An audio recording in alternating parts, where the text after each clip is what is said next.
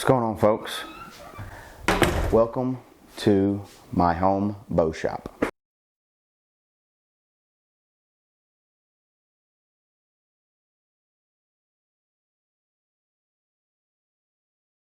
What's up, guys? So I did something I never thought I'd be able to do, but luckily I have a super awesome wife and she was on board for me to fulfill the dream. And so she allowed me to turn our upstairs living room into my bow shop slash office. I kind of was going to do it outside, and with the weather, how hot it gets, it was impossible to be able to stay in there and work for periods of time. It's just four walls basically and a roof. It's not insulated. It doesn't have a window unit. And so I was like, where can I do this without it being an eyesore and me having enough space? And so I just started talking with my wife and was like, hey, can I turn the living room upstairs into a bow shop? And she was like, sure. I don't think she realized how deep I was going to get into it and until I got it done. But it's done, and I'm so thankful that she allowed me to do it. And it's been awesome to be able to have the shop up here at the house to where I don't have to worry about another bow shop being open, or if they're busy, having to worry about getting in their way if I go in there and work. Mr. Bodine was great about letting me just kind of go in and do whatever I needed to at his shop. And I'll forever be thankful for him and for him allowing me to tinker in there when I did, and for all his help over the years. If it wasn't for him, I probably wouldn't be comfortable enough to work on my own bow. And so thank you to him. But built it. I got an OMP vise, bought a bow press, bought an arrow saw, and the guys over at papertuner.com were gracious enough to send me a paper tuner from them. I'll kind of talk in detail on what I did. So I bought the arrow saw first because I was always tinkering with arrows, and actually bought that from a shop not too far from here. Guy had it for sale, or not really for sale. I went in there to get something and saw it laying over there, and I was like, hey, does that work? And he's like, yeah, but it's missing a piece. And I was like, well, I said, that's fine, I'll get that piece. How much do you want for it? And I think it was like 50 or 75 bucks. And it's an old Apple arrow saw, which I don't even think they make anymore, but or that company's still in business. But I looked online to make sure I could still get blades for it, and I can, and I took him up on it. And so that was the first piece of equipment that I bought for my bow shop. And then a few months later, I bought a cheap bow vise, and I quickly retired that because it was not very good. And so whenever I decided I was going to do the bow shop, I knew I was going to get an OMP vise.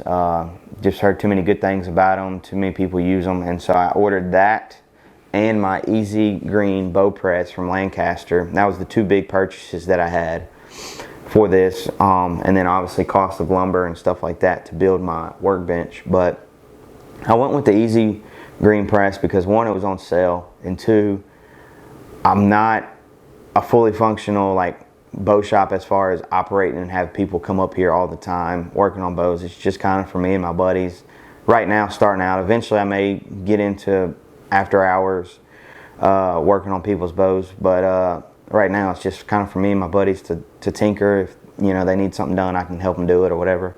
But it was on sale, and for what I'm doing, it was the right decision to buy that, not the foot pedal motor one or the big wheel.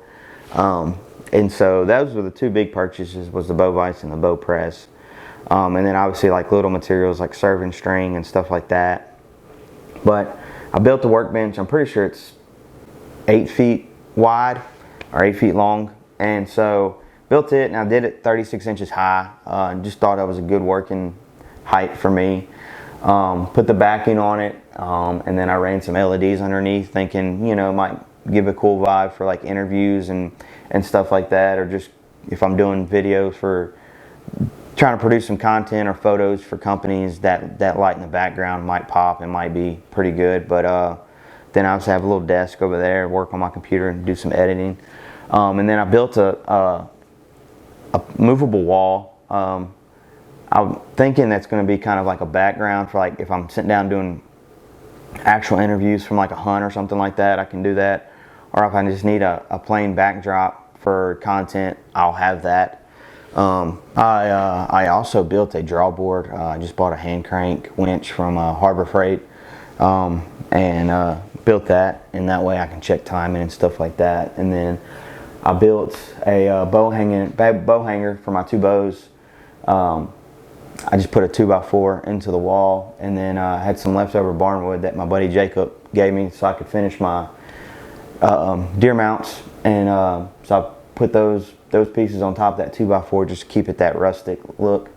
And then I had this antler hanging thing, and so I got my quivers there. I normally put my bino harness from Marsupial there, but and then above it I've got some memorable photos. 2 of those pictures were me with my first deer ever, and then the one in the middle is my dad with his biggest buck ever. He shot that with a rifle. He actually missed that deer, and luckily that deer came back up and gave him another shot. But so just wanted to put some touches in here. And then above my workstation I got my deer hide from my first deer and just some signs I've collected over the years that people have given me. So in this box right here is I'm gonna have an at-home bow shop, and so I'm really pumped about it. But we're gonna get everything unboxed and show you what all I got to make my at-home bow shop. So I ended up ordering everything from Lancaster, and so what I got was the OMP bow vise, which everybody says it's the best bow vise to get, and so that's why I got it. I got just some serving thread. I got a serving jig, D-loop material,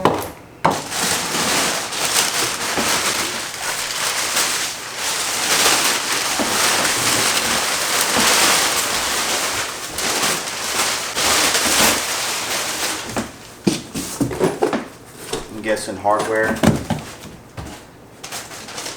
clipboard, but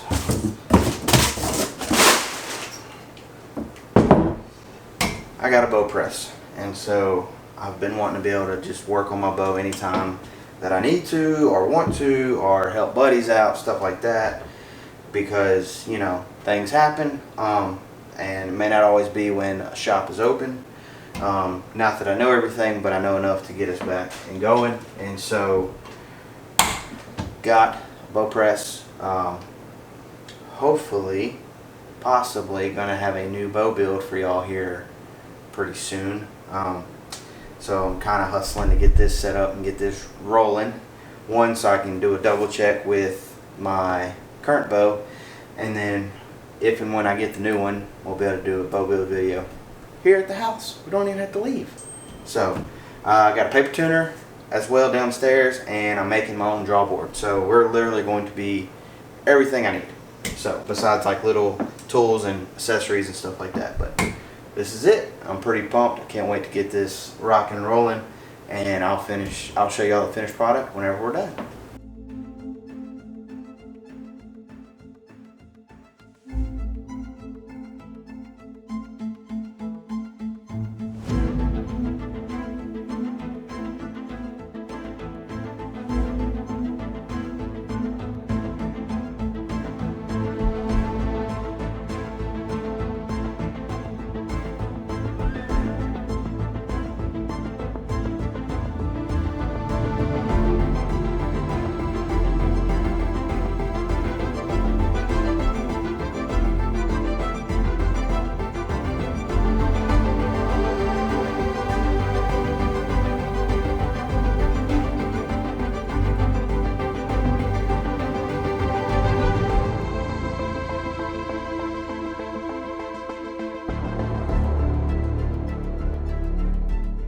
Yeah, this is my at-home bow shop, and I appreciate y'all checking it out.